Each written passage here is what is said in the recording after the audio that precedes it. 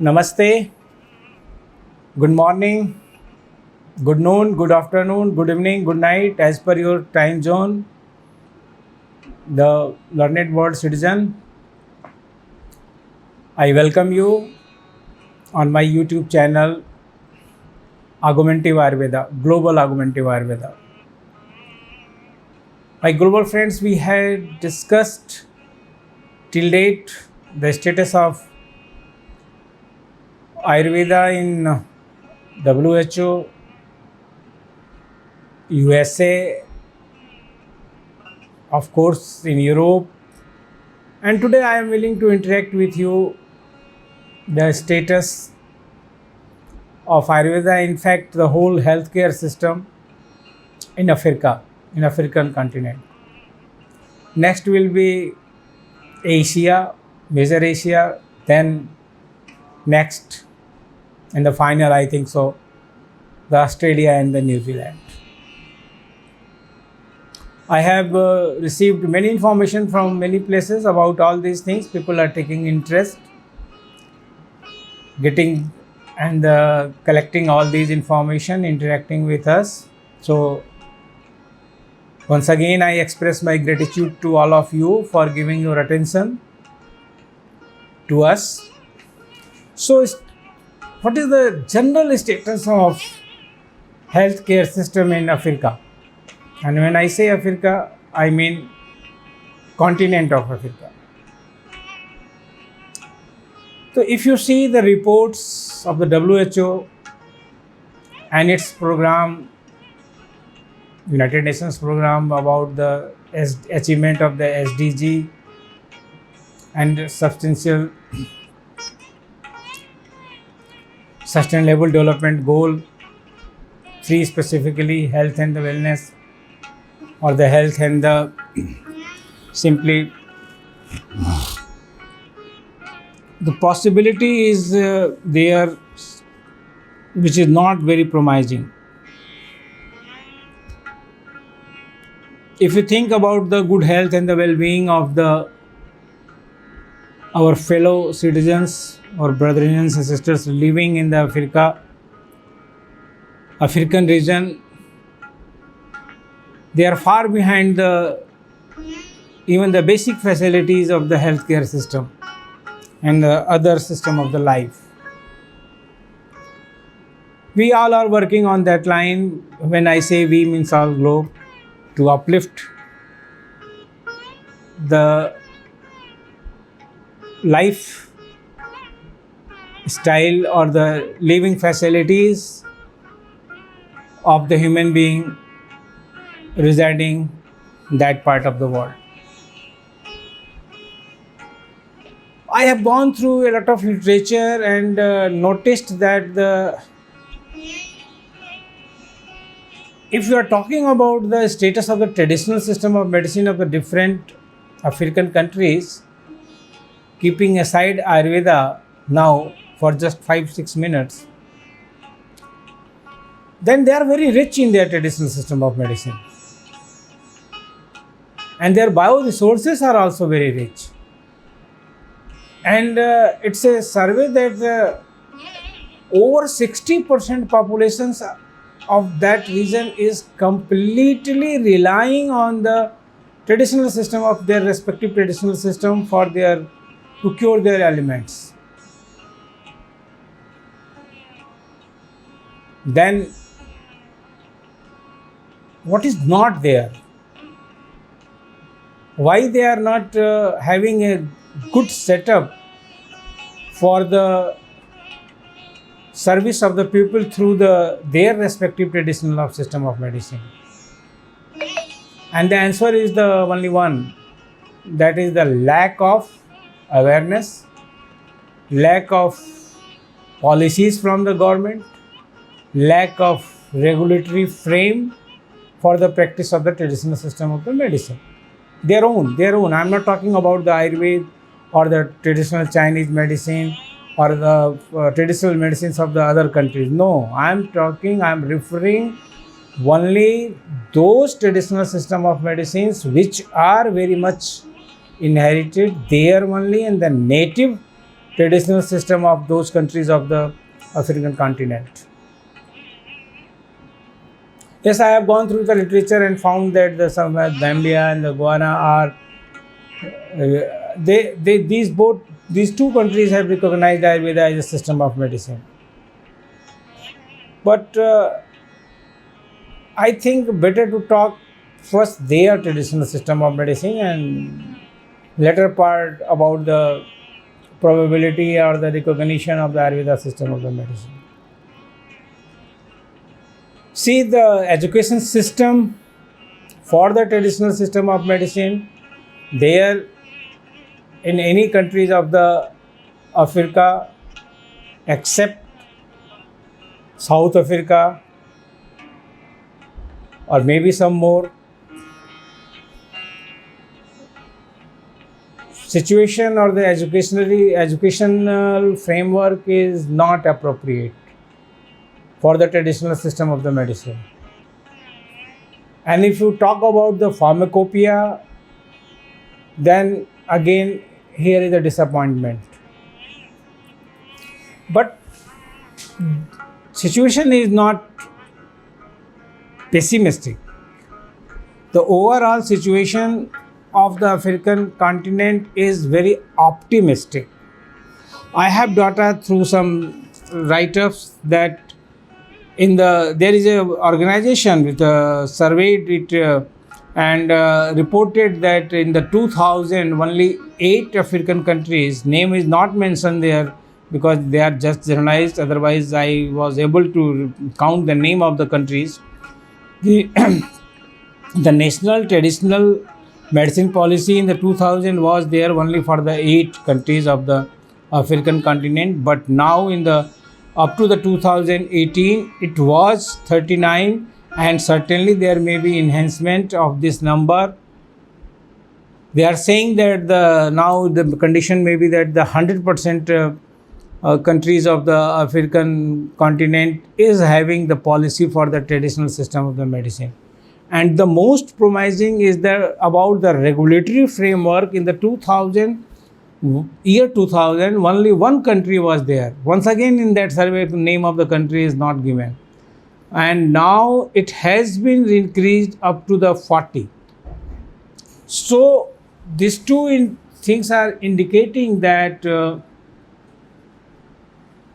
they are very much interested, very much careful, and they are very much planning for these systems of the medicine, to their own system of the medicine, to look into their development, their establishment in their conventional health system as an integrated part. And there are some countries, once again only number is given, that more than 20 countries of the Africa has integrated approach from this conventional allopathic system of the medicine and their own traditional system of the medicine. Means in the Africa, and I mean in the African continent,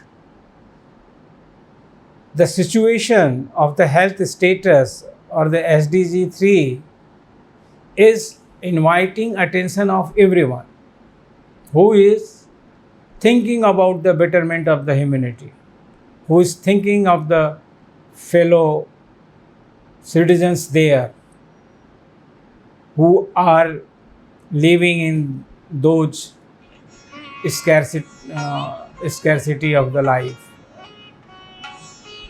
So if you think how Ayurveda may be beneficial to them, and what are the chances of an Ayurvedic physician to be there, and certainly what are the chances for the Ayurvedic medicines to be there in those countries? It is a question. So here is an opportunity to propagate Ayurvedic system of medicine in Africa. Our Honorable Minister, Union Cabinet Minister, Sri Sarvanand Sonewalji stated in the February 2022 that Ministry of Ayush is taking special care to propagate Ayush systems, particularly Ayurveda, in African continent, and certainly Ministry is looking seriously to that area also, not only working for the acceptance in the USA or the Europe or the Australia and the New Zealand or the Asia, but that part also. Because there we have two approach in our mind. One is the propagation of Ayurvedic system of medicine to provide the benefits of this system of medicine to the sorry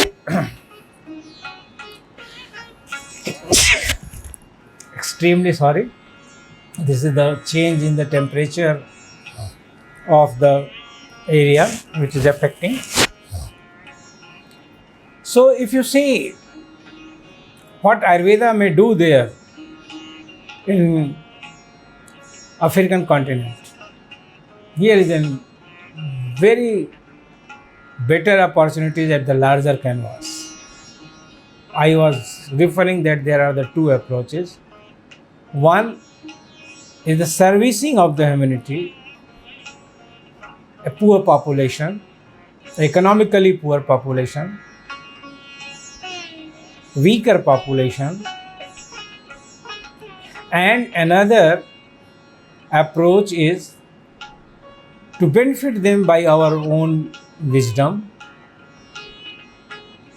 our own knowledge, because the education system we have for Ayush systems in Ayurveda, particularly in Ayurveda in India, our regulatory framework, our provisions, parameters and the restrictions for the productions of the Ayurvedic medicines are much better in comparison of those countries. So if their traditional medicines and their traditional medicinal product is not available in the category of a quality, safe and the efficacious traditional medicines, then Ayurvedic medicines may fulfill that gap till they are coming up. And it is happening. Many Ayurvedic manufacturers with the COPP certification are supplying medicine to all the countries of the African continent, Ghana, Guyana, Gambia, Zimbabwe, like that. So my submission before you is that Africa is giving you opportunity, and if you are not having very much lucrative ideas about Europe or the USA and want to serve the people as well as, yes, there is some problem of in many deeper countries of the African continent, specifically in the sub-Sahara Africa. I don't want to make any comment because this is the international policies, and under the international policies we should not make any comment on the internal status of any country or internal issues of any country. So I am differing from making any comment, but you have to be alert, and you may do the practice of Ayurveda there with some easy and the freeness of the law in comparison of the Europe and the USA. So friends, as people are giving a slogan calling you, so Africa is calling you, and there are opportunities. And there are already some business policies. See, the case of the daughter of the former Kenyan Prime Minister who got her vision from the Sridharyam, and it was a global international news endorsed by the diplomacy or the diplomatic channels of the Kenya and India. Our Honorable Prime Minister referred this achievement of the Ayurveda in his statements, and of course in the function of the Gandhinagar in April 2022, that girl was point of attraction, which was totally blind, but with the Ayurvedic treatment she got her vision, she got her second life. So I can say, submit before you, that if you have a very proper common sense, if you have a sense of humor, and if you have attitude to serve the humanity, almost, yes, economy is involved everywhere, currency is involved everywhere, own economic status is involved everywhere.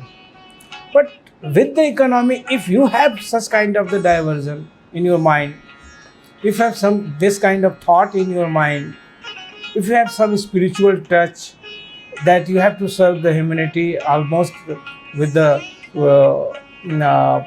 doing all the need of your own family, specifically, which are being fulfilled through the economic help to the family, and it is not so bad. So you will be there in the economical benefit also, and you can serve the humanity also. You can have a peace of mind that you are serving to the society which needs you very much, the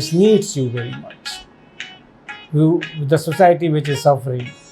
And till they are not developing their own, even the allopathy system of medicine and the traditional system of the medicines, Ayurveda may be answer of their call of health, and you may be the ambassador there to serve them through the Ayurvedic system of medicines. Thank you, friends, and for listening and for giving all this your attention. Certainly, we will be in touch, and my next episode will be on the Asian region. Till that, namaste, good morning, good afternoon, good evening, good night, as per your time zone. We will meet again, see you again with some data and analysis of opportunities of Ayurveda in the Asian region. Thank you. Thank you all.